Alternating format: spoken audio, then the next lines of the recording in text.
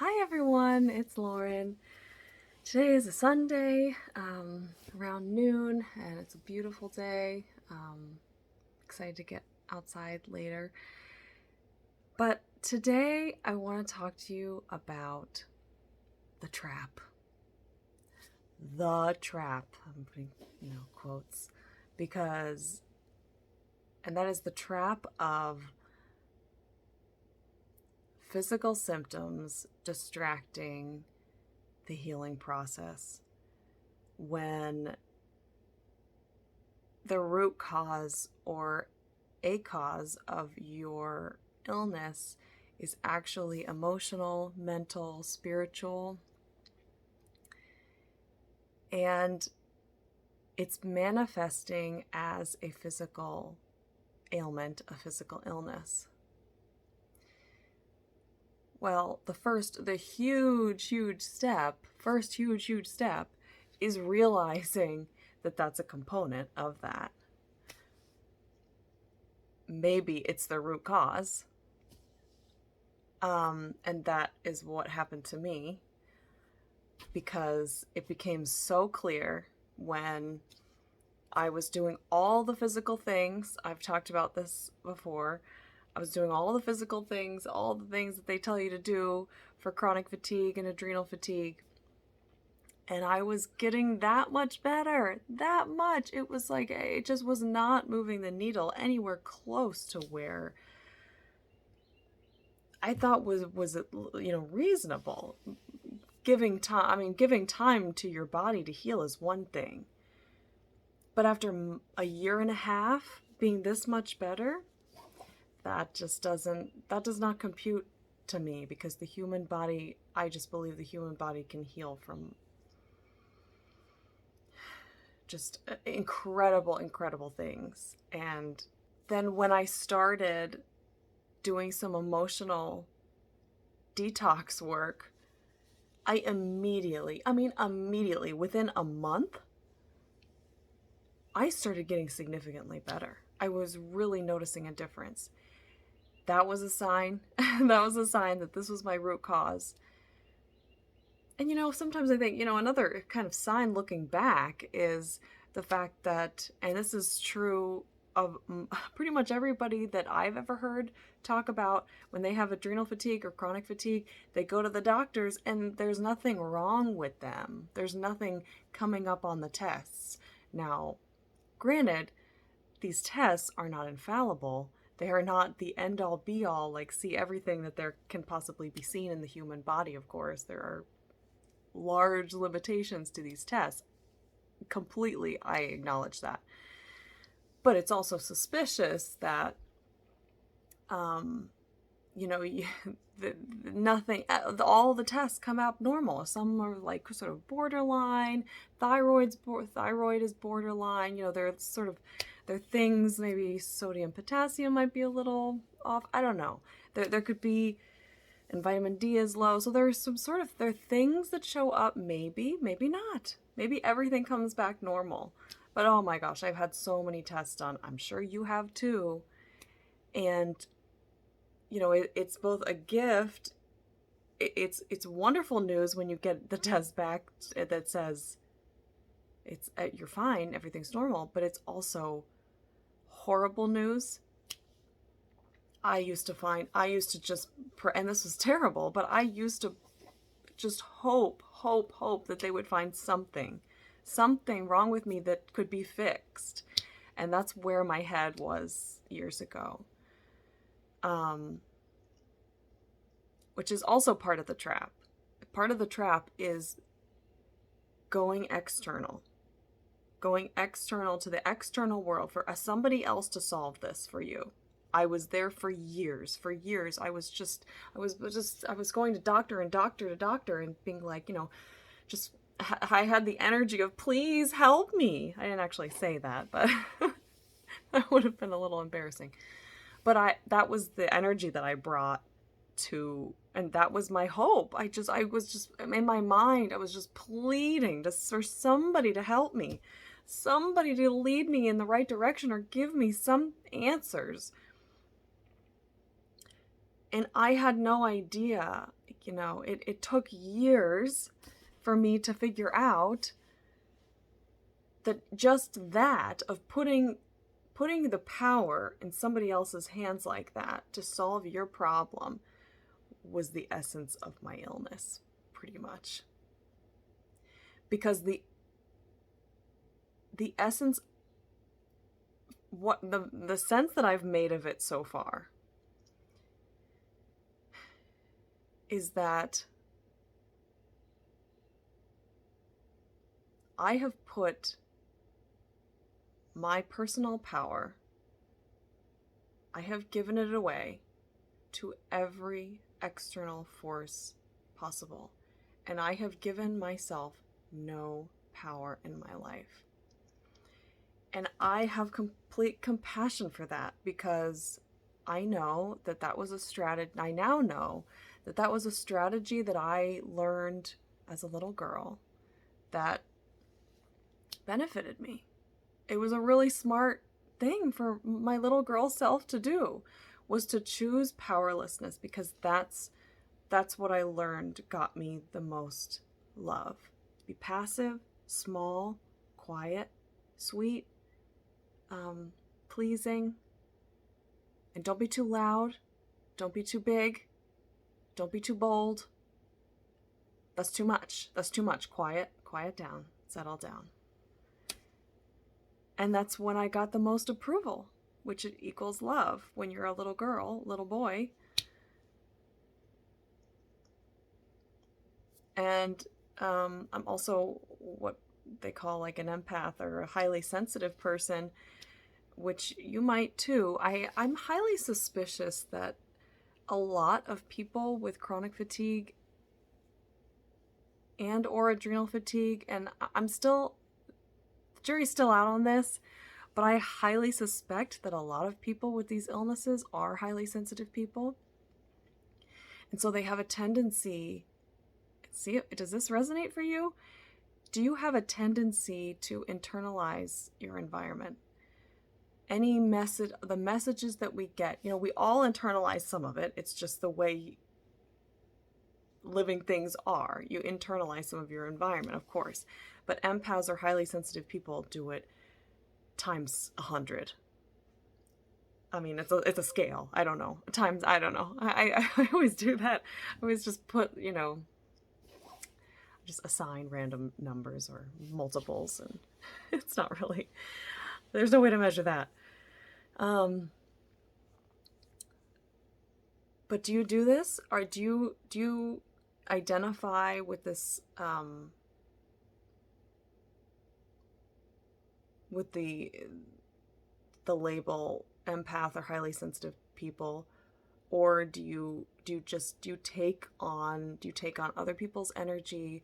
Are you highly affected when somebody comes in a room, or somebody starts talking to you and they have really negative energy, and you can feel it, and you can feel your energy pulling down, and then when you walk away from the conversation, you feel like shit, and you feel like, well, what's wrong? I feel like shit, and you don't really know what it is, and you have such a hard, I have such a hard time dividing, telling what's my energy and what's another person's energy when there are two people in the room.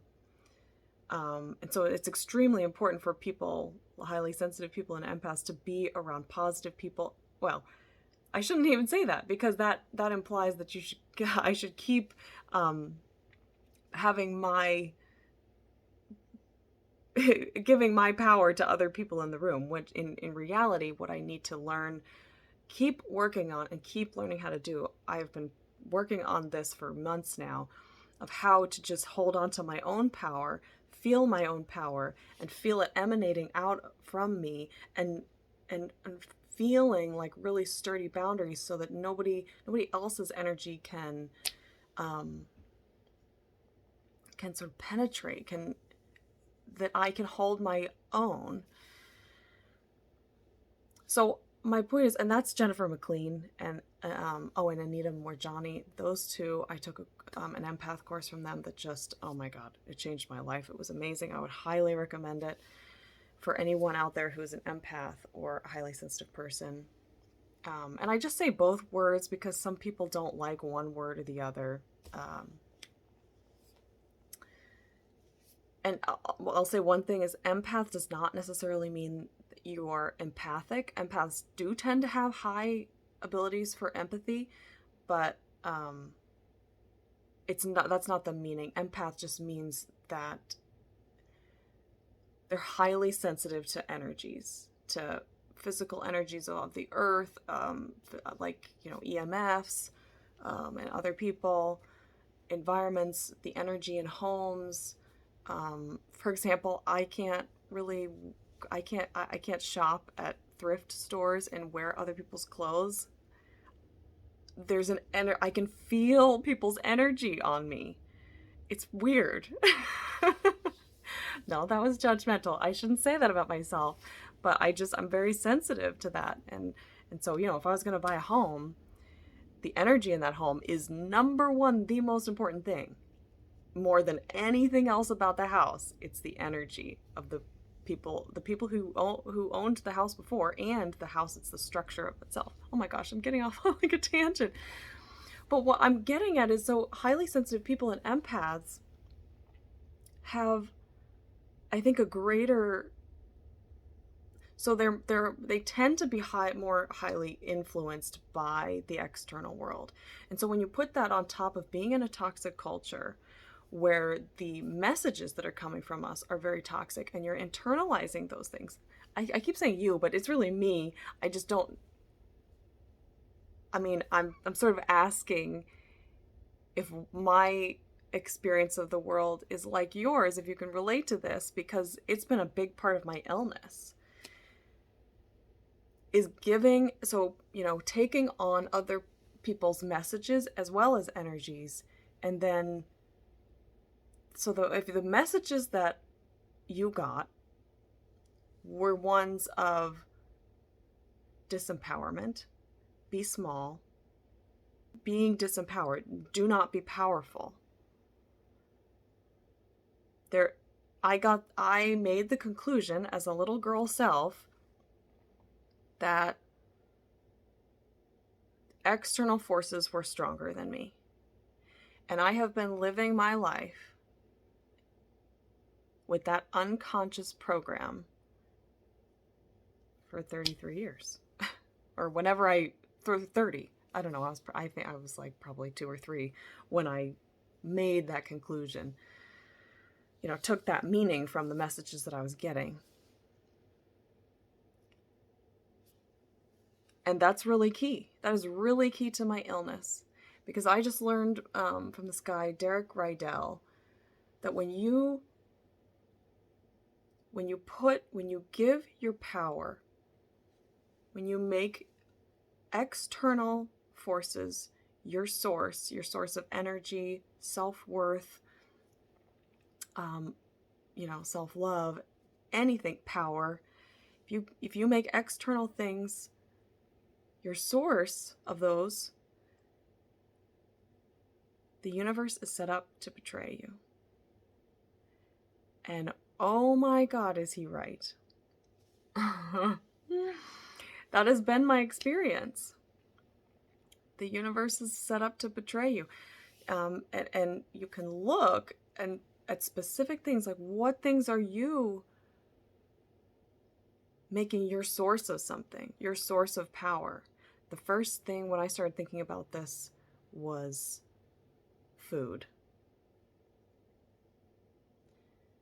Food has always had I have given, even the way I say that, I have to correct it and say, I have given my power away to food, always.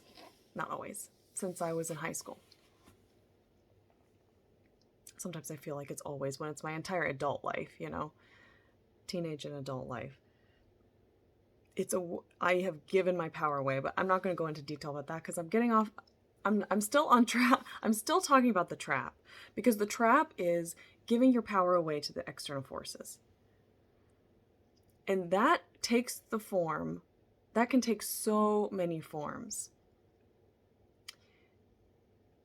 specifically in regards to healing an illness like this that is emotional at its core. And it's not just emotional, it's spiritual, it's mental, all those things. You can't really, even though we are conditioned to believe that those things are separate, you just can't separate them. So I can't even say one thing without the others, because it doesn't make sense. It's not true. Like, it's not true unless I say them all. So when you have an illness like this, whether it's a chronic fatigue or adrenal fatigue or another chronic illness that has an emotional component, what's happening there is emotions that have not been felt, that have been buried deep in your body, buried deep in your cells, and they have stagnated. They have stagnated in your body because they've been there for so long, and they get this hardened shell around them. It's harder to access, and you get you get very prickly around that area. It's just like, ooh, it's got charge.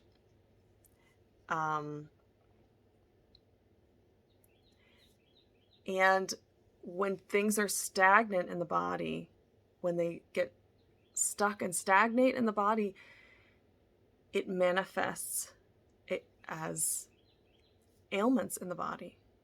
And so people develop illness. And that's what my chronic fatigue and adrenal fatigue is.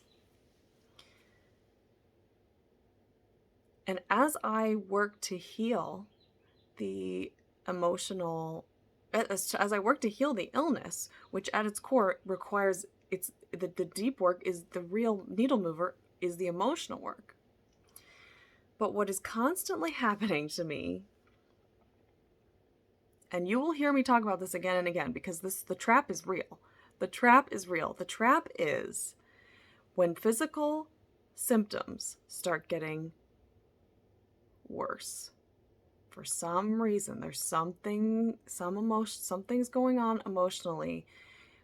For me, typically, and maybe for you, when physical symptoms are getting worse, it's because in some way you have given power back to external forces. In some way. And you've really got to look at your life to figure out where that is. You could ask other people to try to help you, but my experience is that pretty much everybody is conditioned to think of external forces, and so it really takes reconditioning to focus on the internal forces. So I find it's really up to me. I've got to and look at me. I just said it again. I am so conditioned, even after all these months of working on this, to look for external help. Somebody help me, somebody give me the answer. Why am I getting worse? Tell me. Like I'll ask my mom or my boyfriend. It's like, you just, I still do it. And this is the trap. Looking outside of yourself for the answers to your illness. To my illness. I'm asking other people for help. And so a way that I give my power away is my time. Oh my gosh, my time. My time and my energy, I give away. It's the default. If I'm not being extremely conscious of what I'm doing and always coming back to source, and like me, the inside, coming back to my center, my soul.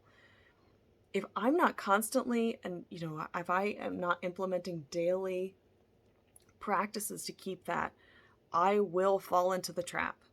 And so when I do fall into the trap of giving my power, some aspect of my power away to external forces, whether that's work, getting my list of tasks to get done, looking for food, having cravings for caffeine. So anytime you're doing an activity where you're not coming back to your internal self, that's the trap. And then what happens to me, and maybe to you, think about this. I would invite you to think if this is true for you. Then a physical symptom gets worse. And then, part of the trap is, to me, is to start diverting my focus even more to external. And this time, the external is the symptom. And while it's on your body, it's not internal. It's not your soul. It's not inside of you. It's not your inner wisdom. It is in a way, it is actually in a way. It is your inner wisdom manifesting in a way that is confusing for people, living in the Western world who are trained and conditioned to look outside for the answers to that problem. So my lymph has been my issue. And it really has been my focus for the past couple months, because it just is it's calling to me that this is what needs to heal. And it's been getting worse. You can see it in my face. I have all this extra fluid, and it's gotten even worse in the last couple weeks. I can see it in my thighs. There's a ring around my muffin area. And this has happened so many times. I mean, I used to be, so scared that I had gained weight, but I don't understand because I didn't eat anything differently. But what I've learned is when it's an entire body of thickness, and there are certain areas like, hands, like my whole body feels thick. It's not where fat usually deposits and just isolated in those spots. It's in these areas like the back right above the bra line. It's like I'm like squishy there. It's lymph. And my lymph is just hanging there, and it's not going away. It's been hanging there for weeks now. And I'm just thinking, and it's getting worse. And the trap is to go and start Googling what to do for lymph, how to help your lymph, all the tips that there are about getting rid of lymph. And you know what? They're all pretty much useless. I'm sorry to say that. They're not useless if you're going through some sort of treatment that you need to really, or a detox program where you're really needing to make sure that your lymph is moving well, and you've never had a chronic lymph problem. These tips are great. About drinking more water and lemon water and rebounding and exercising and all this stuff, they're great. They're very helpful for this. But if you have had a chronic lymph problem that is deep set in your body, and it's a long-term issue, it's really ingrained, these tips don't do anything. They can keep it from getting worse, I guess, maybe, but they just don't do anything. And I have fallen into the trap again in the last couple of weeks. As my lymph gets worse and worse, it draws my attention because it's so unpleasant. It feels to just feel thick everywhere, even my face, my neck. It's just, and you have to have your clothes not fit, and it's just a miserable experience. And so it's constantly pulling my attention. But what I should be doing when it's calling my attention is go and meditate. Go and do something to turn inward, to really access what is my body trying to tell me. But what I have done instead is focus on what can I do? How can I change my diet? How can I stop I was looking into water fasting to see if that would just sort of flush, because digestion is hard for my body, and sometimes I feel like I feel better when I just don't eat. And yet Ayurveda and Chinese medicine, both for chronic fatigue and adrenal fatigue, both say never skip meals. You need to eat warming, cooked foods, regular times, 3 a day, not too much. that is easy on the liver, easy on the stomach and the digestive tract, including the spleen. And the spleen is a main part of the lymph system. So it's just, I get desperate and then I start Googling. This is the trap. And what happens is when you start Googling, when I do that, when I'm looking for external answers to this, I'm giving my power away again. Again. And guess what? I get worse. I continue to get worse. Well, then what happens? I get more panicked, more upset, more distressed, and I want to pull more and more away from my internal self. And I want to look more and more, and I get desperate, and I want to, do some sort of drastic measure of buying something or, paying to have, I need something, someone help me. This is the trap, at least for me. I mean, I would love to know, does this stuff happen to you? If you're on this journey like me or with me, does this happen to you? Because this is the crux of my illness, and it, to this day, is the hardest thing for me to be consistent with. And what's crazy to me, and it always just blows my mind, is that I keep forgetting. How can I forget? How can I forget when I've had this realization so many times? It's just wired in, it's ingrained so deeply into my brain and body. When you've been thinking and doing something the same way for 30 years or 15 or however many, it's really hard to change. Becoming conscious of that is the first step. Of course, it's always going to be the first step. And once you become conscious of something, you can never become unconscious of that thing, which is great because when it happens, you can remember. The problem is you might not be unconscious to it again, but you can forget. And I forget. And so I've slipped again. And the crazy thing is I was talking about this just a few weeks ago in another video. And that's why I'm naming it the trap. It's the trap because it's so frequent. And for me, it's happening a lot more frequently now because I'm trying to be productive. I'm trying to get stuff done, and I have more stress. I have more responsibility than I did when I was at the worst of my illness. I really couldn't do anything but heal, like anything but focus on heal. I couldn't work. I was just too fatigued. I just couldn't do anything but focus on myself and taking care of myself every day, as well, of course, as my child, who was 3 at that time. Getting through the day was this major feat, and that was when I had time to go internal. It's just that I didn't realize that when I was at my worst, I didn't know that I was supposed to be going internal, but there was a period when I did start going internal, I could really focus on that. But now that I am working, and now that I am wanting to, start my own business, that is a huge undertaking for somebody with fatigue problems, chronic fatigue, and also this push-pull thing, this trap that I keep falling into. And it's the thing that I am gonna have to learn how to be vigilant of for the rest of my life. And this is a huge gift. This is a huge gift. My soul, and I believe this to my core. This illness is a lesson from my soul.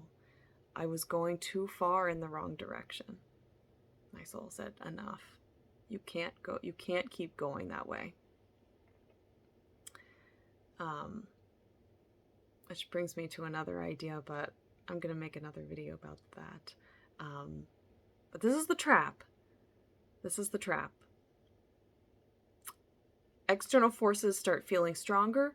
They pull you outside of yourself. give your power away, and then you get more stressed, you get more ill, then you you get it pulls more power away because you look for more answers outside, outside, outside. I mean, is this a dynamic for you in your illness? I mean, I would challenge you to really think about this, because I believe this dynamic of internal external is a universal truth. And it's actually, it's a truth that has been spoken about in all the ancient religions, all the ancient wisdom of our species, of the human race.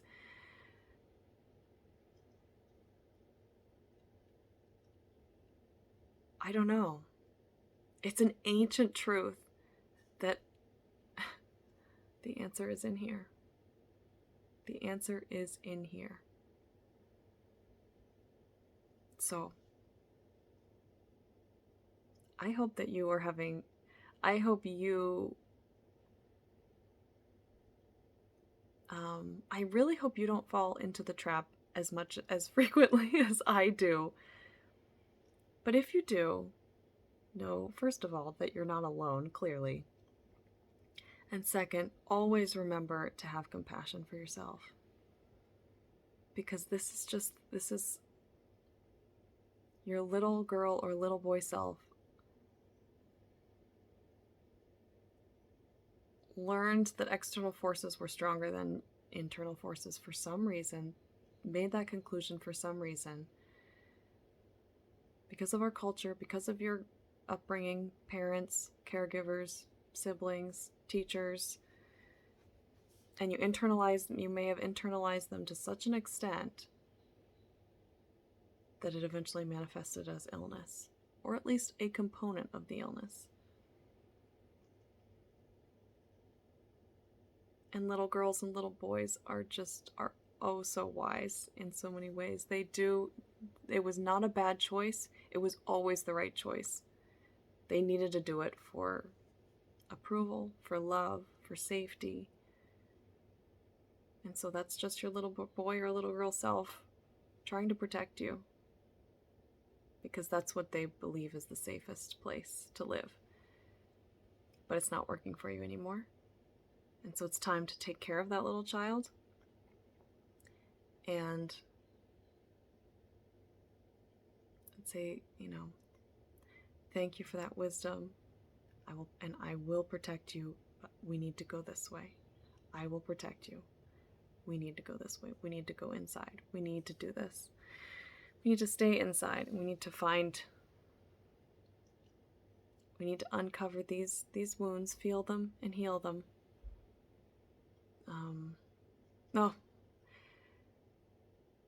I could go on and on about inner child work, and I will another time, but for now, just remember to have compassion for yourself. This is an old pattern, and it takes a long time. It takes a lot of times to rewire old patterns. A long time. I think I heard Tony Robbins say his knowledge is that in order to rewire something, you have to do something like 10,000 times. Oh, he says if you connect it to a positive affect, it takes less than that. So that's good. And I have not actually figured out how to exactly implement that for this. And it might not take 10,000, but the point is it's going to take a lot of times to really work it. And, I am going to work on trying to figure out how to implement daily practices to sort of safeguard that a little bit, to try to protect myself from going external, giving my power away to external forces again during that day. I'm going to work on that, trying to think of how to implement that and then actually implementing it. Okay, that is all for the trap, but I hope I don't, but I'm sure I will fall into the trap again, so I'll be talking about it more, I'm sure. All right, well, I hope you all have a beautiful day, and I will see you on the next one. Bye.